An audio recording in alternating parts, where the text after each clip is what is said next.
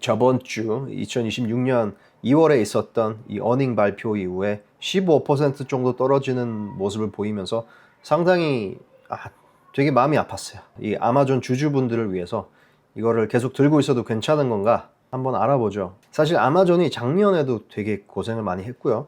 횡보를 많이 하는 모습을 보이면서 사실 이 주주들에게는 좋은 모습을 보여주지는 않았어요. 그런데 이번 연도에도 들어서 잠깐 오르는 모습을 보였다가 또 이렇게 어닝 발표 이후에 꼬꾸라지는 모습을 좀 보여줬습니다. 그래서 아마존 5년 퍼포먼스를 보면 25% 정도 올랐는데 사실 이 S&P 500 지수를 보면은 5년 동안 75% 올랐거든요. 이 개별 주식 사는 데는 이유가 있죠. S&P 500을 이기려고, 이 시장 지수를 이기려고 사는 게 개별 주식인데, 이 아마존 5년 동안 아주 되게 안 좋은 퍼포먼스를 보여주면서 주주들이 상당히 안타까워하는 모습입니다. 제 포트폴리오를 한번 보면요, 이 전체 금액이 한 6억 5천 정도 됩니다. 요번에 많이 떨어져서 이번에 어닝 발표 이후에 아마존이 제 포트폴리오 비중에서 30%였다가 27%를 이렇게 딱 줄어드는 모습을 보여줬습니다. 지금 현재 아마 포지션이 한 1억 5천에서 1억 7천 정도 있을 거예요, 아마존에. 그래서 어떻게 보면은 상당히 많은 돈인데, 이 어닝 발표 이후에 저도 상당히 걱정이 돼서 좀 리서치를 좀 해봤어요. 그래서 한번 여러분들과 공유를 해보겠습니다. 자, 우선 주주들이 묻는 건 이거죠. 도대체 200빌리언씩이나 어디다가 쓰는 거냐? 미래가 과연 있는 곳에 쓰는 것이냐, 아니 지금이라도 손절을 칠까 여쭤보시는 분들이 있는데, 어떻게 보면 되게 합당한 걱정이에요. 자유현금 흐름을 희생을 하면서까지 이 아마존이 이 AI 인프라를 구축을 하기 위해서 이렇게 돈을 쓰고 있다는 겁니다. 그래서 차트를 보면 2021년부터 2025년 여기 12월까지 이렇게 내려갔다 이렇게 올라갔다가 다시 내려오는 모습을 보여주고 있어요. 이때 잠깐 올라올 때 주주들이 드디어 이제 아마존이 쓰는 걸 멈추고 자유현금 흐름을 이렇게 생성을 하는 이런 좀 주주 친화적인 기업이 되는 거구나 라고 사람들이 예상을 했었는데, 아니나 다를까 아마존이 캐펙스를 이렇게 엄청나게 쓰면서 이 AI 인공지능 이런 부분의 지출을 정말 공격적으로 하는 모습입니다. 그래서 이 자유현금 흐름이 떨어진다는 거는 이 주주들한테 돌아온다는 게 적어지는 거거든요. 뭐 주당 순이익이나 이런 것들을 생각했을 때 영 좋은 모습은 아니다. 어쨌든 이렇게 자유현금 흐름이 떨어지니까 이 주주들이 걱정을 하는 거는 이유가 충분히 있어 보입니다. 근데 이게 아마존만 그런 게 아니라 마이크로소프트, 메타, 뭐 알파벳, 구글, 아마존 전부 다 완전 캐펙스 전쟁을 하고 있어요. 여기서 제가 말씀드리는 캐펙스는 자본화가 가능한 지출이에요. 뭐 데이터 센터 같은 것들, 뭐 인프라 구축에 들어간 것들, 자산으로 계산할 수 있는 그런 지출을 얘기를 합니다. 사실 2018년부터 2024년까지는 약간 좀 플랫한 모습을 조금 보여줬는데, 약간 이렇게 상승하는 모습을 보여줬는데, 작년부터 정말 AI 붐이 일어나면서 AI 관련 지출이 이렇게 늘어나고 있는 모습입니다. 그래서 2026년 이 예상치를 보면은 마이크로소프트는 99빌리언을 쓴대요.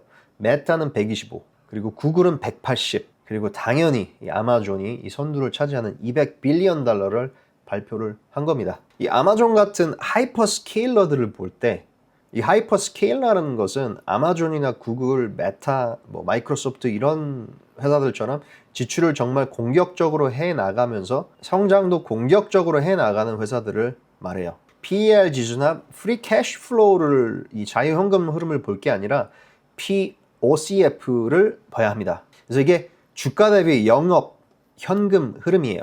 이 캐펙스를 쓰기 전에 얼마나 많은 돈을 찍어내고 있느냐, 주가에 비해서. 그래서 아마존은요, 주가 대비 영업 현금 흐름, 지금 POCF 지수가 상당히 낮습니다. 역사적 저점 부근에 위치해 있어요. 주가는 점점 싸지고 영업 현금 흐름, 이 오퍼레이팅 캐시 플로우가 점점 늘어나니까 이 시간이 가면 갈수록 아마존이라는 이 주식의 매력도가 점점 높아지는 것은 사실이에요. 물론 캐펙스에 대한 걱정 때문에 주가가 이렇게 많이 떨어지고 있지만은, 가치 분석을 했을 때 아마존은 역사적으로 굉장히 싼 구간에 들어왔다. 이번에 어닝 발표 후에 너무 캐펙스에 이렇게 집중하는 모습을 보였는데, AWS나 구독 서비스, 광고 서비스, third party 서비스, 온라인 스토어 레비뉴 이런 것들은 점점 가파르게 성장 중이에요. 자, 여기 빨간색을 보면은 이게 온라인 스토어 레비뉴인데 이 아마존.com 있죠. 거기서 생성하는 레비뉴를 뜻합니다. 피지컬 스토어 같은 경우는 아마존이 뭐 홀푸드나 뭐 아마존 뭐 이런 피지컬 스토어나 이런 것들이 이 미국에 물리적으로 있는데 그곳에서 발생하는 수입을 얘기합니다. 그리고 이 third party 서비스는 아마존.com 가면요. 이 아마존이 직접 파는 제품이 아닌데 이 쿠팡처럼 대신 이렇게 배송해주고 뭐 이런 서비스를 뜻합니다. 그래서 이 부분도 정말 기하급수적으로 성장을 하고 있어요. 그리고 이 애버타이징 서비스는요.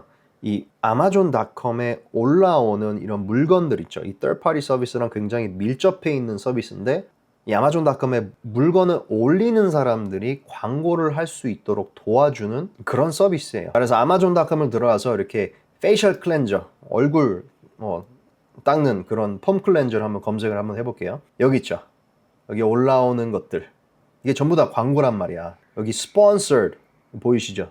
이것도 광고고, 이것도 광고고, 이것도 광고고. 이걸 전부 다 아마존.com이 이 third party 서비스를 이용을 해가지고 이렇게 수익을 이렇게 창출을 해 나가고 있는 거죠. 자, 그래서 예를 들어가지고 우리 독도 클렌저가 여기 있네. 아마존.com에 한번 들어가서 한번 보죠. 자, 들어가면은 여기 하단에 ships from Amazon.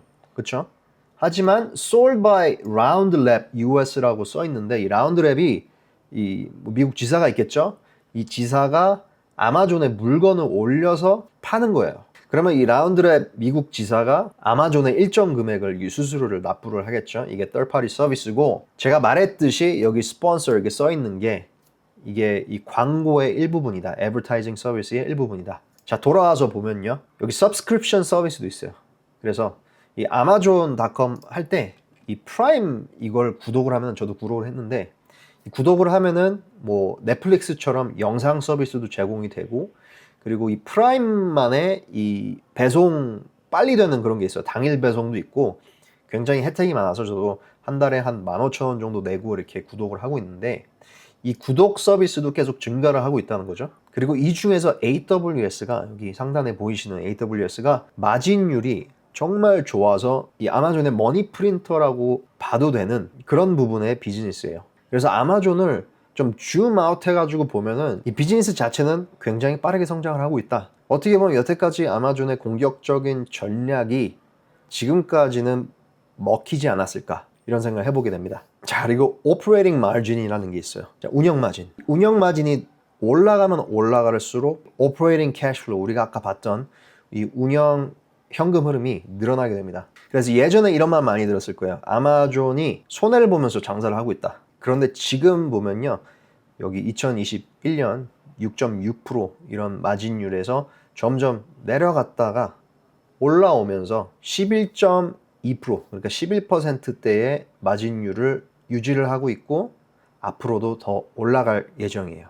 이 운영 마진을 내가 얘기를 왜 하느냐? 구글이랑 아마존이랑 이 매출액을 한번 비교를 해볼 거예요. 이 짝대기 조그맣게 보이는 게 구글의 매출입니다. 그리고 이 파란색이 아마존의 매출이에요. 이 아마존이 매출량이 워낙 많기 때문에 이 운영 마진이 1%만 올라가도 임팩트가 굉장해요. 그런데 이 아마존이 로보틱스, 뭐 자동화, 대량 해고 이런 것들을 이용을 하면서 운영 마진을 계속 이렇게 높여가고 있다는 얘기죠. AWS가 운영 마진이 굉장히 높은 비즈니스라고 했죠. 그리고 대부분의 CapEx가 AWS에 들어가고 있죠. 이번 분기 때 23% 정도 갑자기 늘어나는 성장률을 보였어요. AI 덕분에. 그래서 이 AWS 구간이 급격하게 성장을 할 수 있다면 이 CapEx 지출로 인해서 그렇다면 이 운영 마진도 같이 올라가게 되는 거죠. 그리고 이 CapEx 자체가 AWS만 들어가는 게 아니라 온라인 스토어에도 들어가고 애버타이징 여기 광고 부분에도 들어가고 third party 서비스 구간에도 들어갈 거고 이 아마존은 전반적으로 비즈니스 효율이 늘어날 거예요. 우리의 CEO 앤디 제시가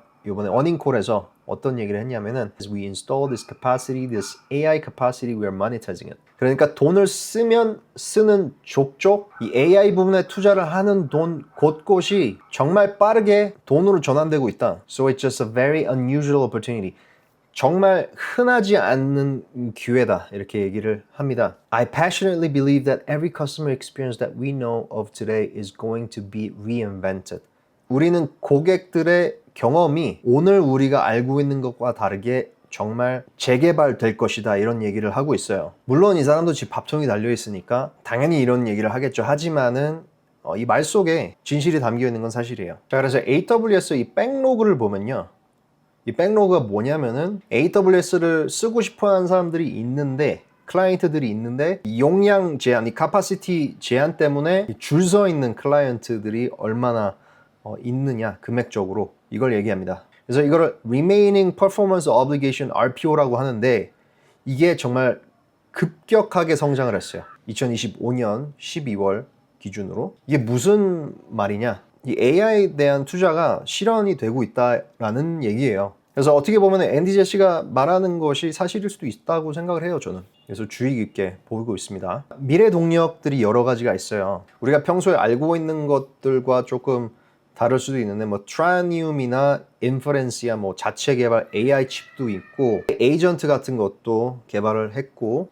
이 AWS 고객들이 정말 가치를 찾을 수 있는 이런 것들이 정말 많이 늘어나고 있고, 이 아마존이 AI의 리더가 되는 모습을 조금 보이고 있다. 자, 그리고 비즈니스 확장도 있고요. 뭐 프로젝트 쿠이퍼라는 게 있는데, 이건 또 위성 통신망으로 전 세계 인터넷 연결을 한다는 이런 야심찬 프로젝트입니다. 이 스타링크랑 경쟁을 좀 하려고 하는 모습도 보이고 있고, 뭐 식료품이나 뭐 생필품 이런 것들의 초고속 배송을 통해서 뭐 코스트코나 월마트 이런 회사에도 대항을 하려고 이렇게 노력을 하는 모습이고, 뭐 뷰티나 아까 봤듯이 폼 클렌저 막 이런 것들, 패션이나 마진율이 조금 높은 카테고리를 확장을 해가지고 리테일 부분의 수익성을 개선을 하려는 모습도 보이고 있어요. 이 리테일 부분이, 이 아마존닷컴이 사실 마진율이 그렇게 좋은 비즈니스는 아니에요. 지금 마진율이 한 5%에서 6% 정도대로 유지가 될 건데, 이 마진율을 최대한 높이려는 이런 모습들을 보이고 있어서 이것도 어떻게 될지 되게 궁금한 부분입니다. 제가 아마존닷컴 이 마진율에 대해서 설명을 했었는데, 이 아마존은 사실 로보틱스 분야에서 굉장히 리더예요. 뭐 테슬라는 휴머노이드 뭐 이런 곳에 집중을 하고 있다, 이런 얘기를 하고 있는데, 사실 이 로보틱스 부분에서 정말 강자는 아마존입니다. 아마존은 2014년부터 로봇을 계속 이용을 하면서 이 물류창고에서 이렇게 활용하는 모습을 보였고, 이 아마존닷컴 마진율이 오르려면은 이 물류창고에서 일을 하는 직원 수를 줄여야 되거든요. 이것도 OPEX라고 CAPEX랑 다르게 운영하는데 드는 비용을 OPEX, 이게 직원 임금 주는 것들, 그리고 유지하고 뭐 관리하고 이런 것들에 들어가는 비용인데, 이것들을 기하급수적으로 줄일 수 있다는 거죠. 이 직원 수를 줄이게 되면은 이 아마존닷컴의 마진율도 엄청나게 오르겠죠. 그래서 많은 주주분들이 아마존의 로보틱스 부분을 보고 마진율이 정말 빠르게 개선될 수 있겠다라고 말씀하시는 분도 있어요. 저는 이 부분에서 조금 시간이 걸릴지는 몰라도 와일드 카드로 적용될 수 있는 부분도 아닐까라고 생각을 해봅니다. 자, 당연히 리스크를 얘기를 해야겠죠. 뭐 치열한 경쟁이 있죠. 일단 AWS가 유일한 클라우드 서비스는 아니잖아요. 그래서 MS, 이 마이크로소프트도 있고 구글 클라우드도 있고요. 여러 가지 뭐 클라우드 경쟁자들이 조그마한 것도 많이 생기고 있어요. 그래서 이 경쟁이 좀 심화되면서 이 마진 압박이 지속될 수가 있다. 그리고 이런 경쟁 때문에 캐펙스를 엄청나게 쓰고 있죠. 이 캐펙스 때문에 정말 죽음의 싸움을 하는 것은 아닐까, 이런 걱정도 있고요. 그리고 AWS 의존도가 점점 심화되고 있다는 생각이 저는 들고 있어요. 이 회사 전체 이익의 대부분이 AWS에 쏠려 있다 보니까, 제가 마진율이 엄청나게 큰 비즈니스라고 했죠. 이 매출이 온라인 리테일만큼 크지 않아도 마진율이 이렇게 높다 보면은 이익이 당연히 크겠죠. 그래서 이 회사 전체 이익이 대부분이 쏠려 있다 보니까 이 클라우드 시장이 둔화가 되거나 이 인공지능 자체가 정말 나중에 아무것도 아니었네 라고 하는 순간이 온다면은 정말 큰 타격을 입을 수 있겠죠. 그리고 뭐 규제 리스크도 있고요. 뭐 반독점 규제나 뭐 데이터 프라이버시 이런 것도 있는데, 사실 이런 것들은 저는 걱정을 안 하고 있어요. 그리고 제가 말했듯이 이 $200 빌리언라는 투자를 하는데 ROI가 무엇이냐, 내가 돈을 넣는 만큼 돌아오는 게 무엇이냐, 만약에 이 인공지능 AI 수요가 기대만큼 폭발하지 않는다면은 이거는 정말 막대한 손실로 다가올 수도 있는 겁니다. 자, 결론은 위기인가 기회인가? 아마존의 $200 빌리언 투자가 미래의 높은 ROI로 돌아올 것이라고 믿는다면은 지금의 저평가는 강력한 매수의 기회가 될 수 있다 이겁니다. 저는 좀 지켜볼 예정이에요. 만약에 정말 걱정이 된다면은 이 캐펙스가 다 어디로 갑니까? 이 반도체 인더스트리로 들어가잖아요. 그러면 반도체 주식을 조금 사서 뭐 인덱스 펀드 아니 뭐 엔비디아를 산다거나 마이크론을 산다거나 이런 반도체 주들로 해칭을 하는 게 어떨까? 이런 생각도 해봤어요. 하지만 뭐 AI 관련된 이 시장 전체가 만약에 죽게 된다면은 손해를 크게 볼 수 있겠죠. 어쨌든 자, 저는 일단 지켜볼 예정이고 아직은 돈을 더 넣지 않을 예정이에요. 몇 주 동안 한번 지켜보자고요. 제가 업데이트 영상을 몇 주 후에 한번 올려보도록 하겠습니다. 아마존 주주 여러분들 화이팅 하시고, 만약에 지금 아마존을 사보고 싶었다라고 하시는 분들은 이게 기회로 다가올 수도 있겠다라는 생각을 하게 됩니다. 감사합니다.